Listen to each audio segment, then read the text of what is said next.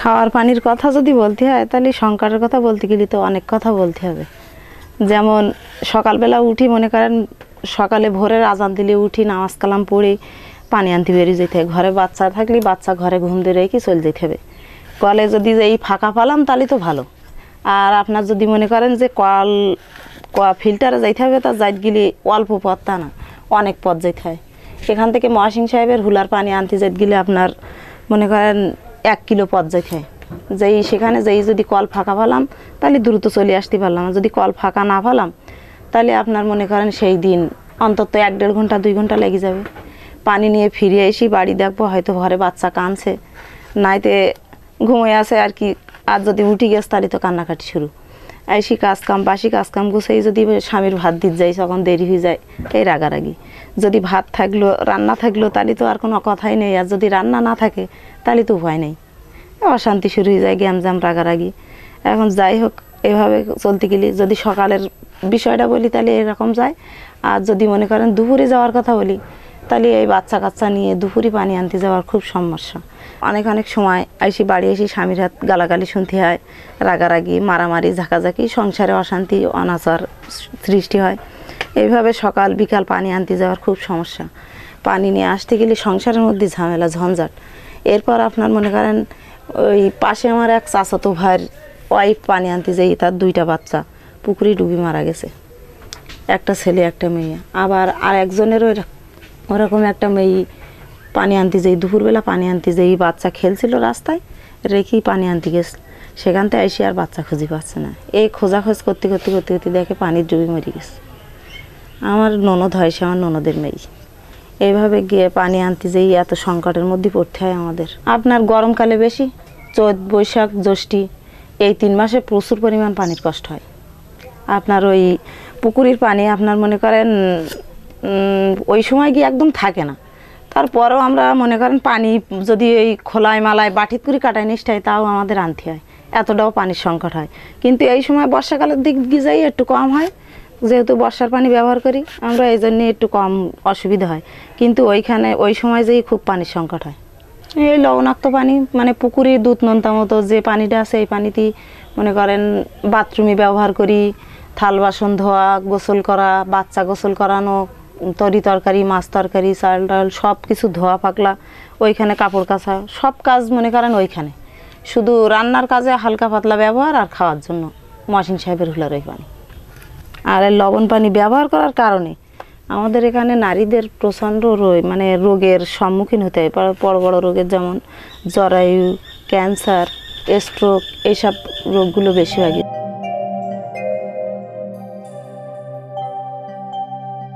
উপকূল শ্যামনগর অঞ্চলে মানুষ যখন বসতি স্থাপিত হয়েছে, বসতির সাথেই পুকুর, খাওয়ার পানির জন্য পুকুর ব্যবস্থাপনা করা হয়, দিঘি, পুকুর এগুলো করা ছিল। মানুষ দীর্ঘদিন ধরে এই পানি খেয়ে আসার অভ্যস্ত ছিল। কিন্তু সমস্যাটা শুরু হয়েছে বেশি যখন 80-র দশকে চিংড়ি চাষ শুরু হলো, এবং বাণিজ্যিক চিংড়ি চাষের কারণে কৃষি জমিতে লবণ পানি তোলার পরে পানির যে খাওয়ার পানির উৎস, পুকুর, দিঘি, খাল ছিল, সেগুলো আস্তে আস্তে নষ্ট হওয়া শুরু করেছে এবং প্রকট আকার ধারণ করে 2009 সালের আইলার সাইক্লোনের পর, এবং তারপরে থেকে প্রতি বছর জলোচ্ছ্বাস আছে। রাজা প্রতাপাদিত্যের আমলে এখানে এই আবাদ হয়েছিল, সেই আবাদেই এই পুকুরে এক গোবলার মেয়ে বুড়ি পেয়েছিল, সেই নাম অনুসারে, বুড়ির নাম অনুসারে এই গ্রামের নাম হয়েছে বুড়ি গোয়ালনি।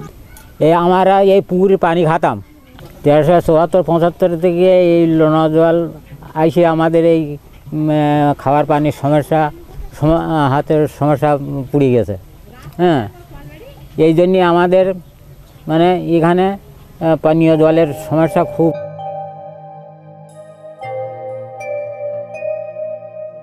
শ্যামনগরে পানির সংকট অনেকগুলো কারণে, কিন্তু উল্লেখযোগ্য সেটা হলো শ্যামনগরে আইলার পর থেকে অনেক বেশি লবণাক্ততা, এবং আইলার কারণে যে পুকুর বা জলাকারগুলো লবণ পানিতে নিমজ্জিত হয়েছিল, সেগুলো আইলার পরে প্রায় 1 যুগেরও বেশি সময় হতে চললো, এখনও পর্যন্ত সেটা সম্পূর্ণভাবে উপযোগী হয়ে ওঠেনি যে সেইটার পানি ধারণ করে মানুষ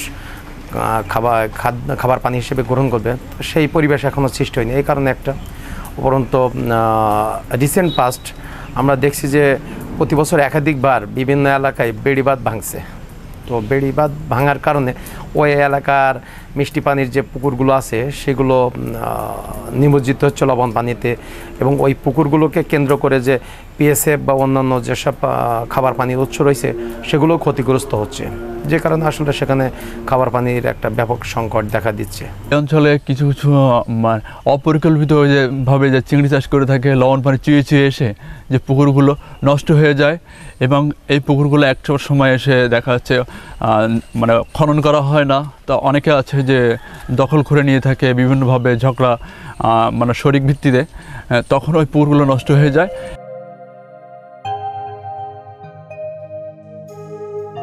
বাংলাদেশের সর্বদক্ষিণ পশ্চিম উপজেলা হওয়াতে এখানে আন্ডারগ্রাউন্ডে লবণাক্ততার পরিমাণ অনেক বেশি। তো সেক্ষেত্রে আমরা সব জায়গাতে নলকূপ স্থাপন করতে পারি না। যেখানে নলকূপ স্থাপন করতে পারি সেই ইউনিয়নগুলোতে আমরা পানি সাপ্লাই করি, এবং অন্য যেগুলা ইউনিয়ন সেখানে আমরা বৃষ্টির পানি জলাধার, তারপরে point sand filter, reverse osmosis, এগুলোর মাধ্যমে আমরা সাধারণত পানি সাপ্লাই করে থাকি। এছাড়াও পুকুর খনন থাকে। তারপরেও এখানে যে জনসংখ্যা তার সেই অনুপাতে এখানে এখনো পানির অনেক ক্রাইসিস রয়েছে, যেটা আমরা বিভিন্ন সময় দেখেছি যে শতকরা 40% আমরা পেয়েছি, এবং যেটা আসলে শুষ্কের সময় এটা আরো 50 বা তারও বেশি, প্রায় 60% এর কাছাকাছি অনেক সময় চলে যায়।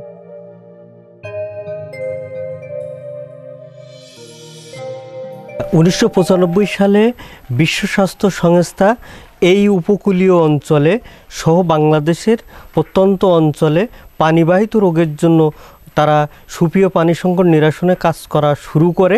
পরবর্তী সময়ে সরকারি এবং বেসরকারি বিভিন্ন উদ্যোগে আরও প্ল্যান্ট, পিএসএফ এবং রেন ওয়াটার হারভেস্টিং, বায়োসেন ফিল্টার এবং বিভিন্ন উদ্যোগ তারা গ্রহণ করছে, কিন্তু সুপেয় পানি সংকট আজও মানুষের মধ্যে রয়ে গেছে।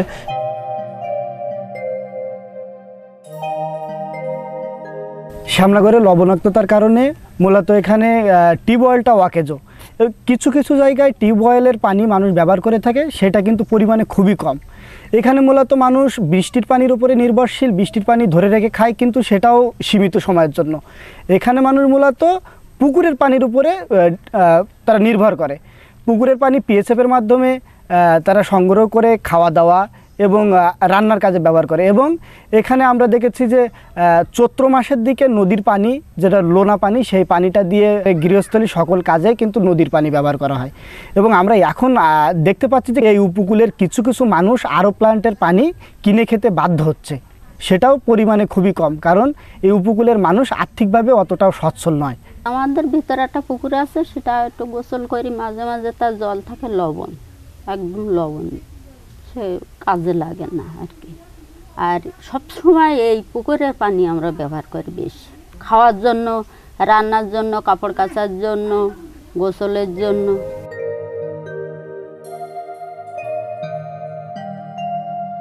মিষ্টি পানি সংকটের কারণে বিশেষ করে যেসব দেশীয় প্রজাতির মাছ ছিল সেগুলোর আসলে অস্তিত্ব বিলুপ্ত হচ্ছে। একই সাথে উদ্ভিদ বৃক্ষরাজি যেগুলো আছে সেগুলো ধ্বংস হচ্ছে। এলাকায় দিনকে দিন লবণাক্ততার পরিমাণ বাড়তেছে।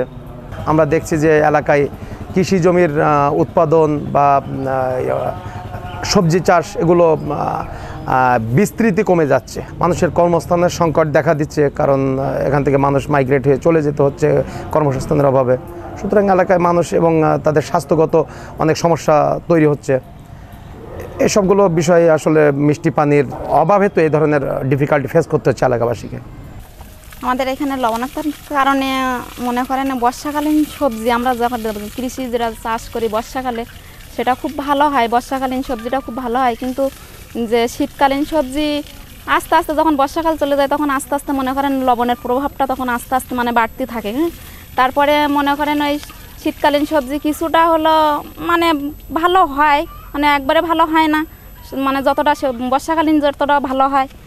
আর মনে করেন তারপরে শীতকাল পরে যে গ্রীষ্মকাল যখন পড়ে তখন মনে করেন আস্তে আস্তে লবণের প্রভাব আরও বেশি দেখা দেয়। তখন মনে করেন কোনো চাষবাস কোনো কিছু হয় না, যে কোনো বীজ লাগালি সে তো ফোটেই না। আর লবণাক্ততার কারণে কোনো মানে সবজি গরমের সময় আমরা পাই না। আমরা ইতিমধ্যেই পানি পরীক্ষা করেছি, বর্তমান সময়ে আমরা যেটা দেখতে পেয়েছি 17+ PPT, যেটায় কোনো ফসল উৎপাদন করা আদৌ সম্ভব নয়।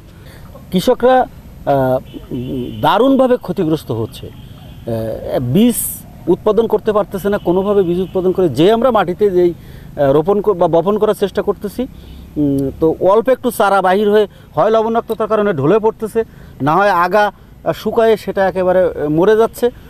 আবার কোনো কোনো ফসল দেখা যাচ্ছে একটাবার ফলন দিয়েই সেটা আর ফলন দেওয়া সম্ভব হচ্ছে না।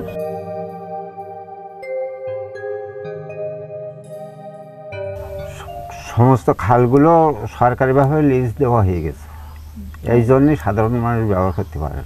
শ্যামনগর উপজেলায় যে সমস্ত সরকারি জলাশয়গুলো আছে সেগুলো সাধারণ মানুষ ব্যবহার করতে পারছে না। আমরা ইতিমধ্যে আমাদের অভিজ্ঞতা থেকে যেটা দেখেছি সেটা হলো 136টা খালের অধিকাংশ খালগুলোই হলো বিভিন্ন ধরনের প্রভাবশালী ব্যক্তিরা তারা দখলে রেখেছে এবং পূরণ হয়ে গেছে অনেক খাল। পূরণ হওয়া খালগুলোতে বিভিন্ন সময়ে আমরা যেটা দেখেছি সেটা হলো ভাগ ভাগ করে নিয়ে তারা বাড়িঘর বানিয়েছে এবং কেউ কেউ এখানে বড় বড় খামার গড়ে তুলেছে। এখানে আমরা যে সমস্ত জেলা পরিষদের পুকুর দেখেছি সেগুলো বিভিন্ন প্রভাবশালীদের দখলে রয়েছে। আমরা যে সমস্ত ইউনিয়ন ভূমি অফিসের পুকুরগুলো দেখেছি সেখানে দেখেছি যে সাধারণ মানুষের পুকুরগুলো ব্যবহার করতে পারে না। বিশেষ করে শ্যামনগর উপজেলায় যে সুপেয় মিষ্টি পানির যে একটা সংকট, আমরা শুধুমাত্র মানুষকে নিয়ে চিন্তা করব না, আমরা বিভিন্ন বায়োডাইভার্সিটিকে নিয়ে যদি আমরা চিন্তা করি, সেখানে কিন্তু একটা গরু কিংবা একটা ছাগল কিংবা অন্য পশু যে যদি গিয়ে সেখানে পানি খাইতে পারতো তাহলে আমরা মনে করতাম যে না, খালগুলো অন্য দখলে আছে, ঠিক আছে। কিন্তু একটা গরু ছাগল, একটা মনে করেন যে একটা পশু পাখি, সেও সেখানে যাইতে পারে না। একই সাথে আমরা দেখেছি যে সমস্ত খালগুলা প্রাকৃতিক জলাশয়গুলা সেখানে দখল হয়ে গেছে। সেখানে সাধারণ মানুষ কিন্তু তারা বোরো ধানের সময় আসলে আমরা দেখেছি সেখান থেকে কিন্তু পানি নিতে পারে না। সুতরাং এই এলাকায় কিন্তু বোরো ধানের চাষের সময় কিন্তু পানির জন্য হাহাকার শুরু হয়ে যায়, যেটার কারণে কিন্তু মানুষ বোরো ধান না করতে পেরে কিন্তু এলাকার মানুষ কিন্তু মাইগ্রেশন হয়ে দেশের অন্যত্রে চলে যায়। এবং আমরা দেখেছি যে 1 বছরে সরকার হয়তো ইজারা পায় হয়তো একটা খাল থেকে 20,000 কি 15,000, সেটা যদি উন্মুক্ত করা হয় ওই এলাকার মানুষ প্রতিদিন তার পুষ্টি চাহিদা মিটিয়েও কিন্তু ওইখান থেকে মাছ ধরে তারা কিন্তু বাইরে বিক্রি করতে পারে, তাদের কিন্তু একটা আর্থিক যোগান হয় বলে আমরা মনে করি।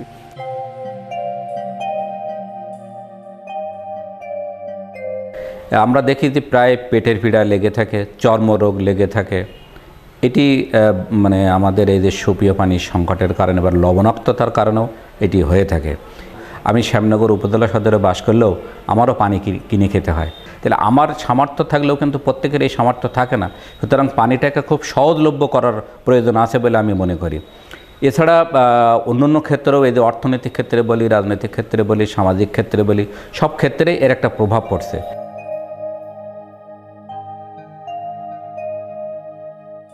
আধুনিক প্রযুক্তির যুগে বিভিন্ন উন্নতি হলেও উপকূলীয় এলাকায় সুপেয় পানির জন্য তেমন কোনো উন্নতি আমরা দেখতে পাচ্ছি না। কারণ এই উপকূলীয় এলাকায় সুপেয় পানির জন্য যে আরও মেশিনগুলো দেওয়া হয়েছে এইগুলো খুবই ব্যয়বহুল এবং এইগুলো সাধারণ মানুষ বহন করতে পারে না।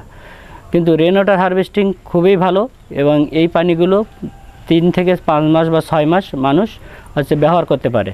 কিন্তু সমস্যা হচ্ছে যারা অ্যালবেস্টারে পানি ধরে খাচ্ছে সেইগুলো অনেকটা স্বাস্থ্য ঝুঁকি এবং এইগুলো আমাদের মানব জীবনের জন্য অনেক ক্ষতি হতে পারে।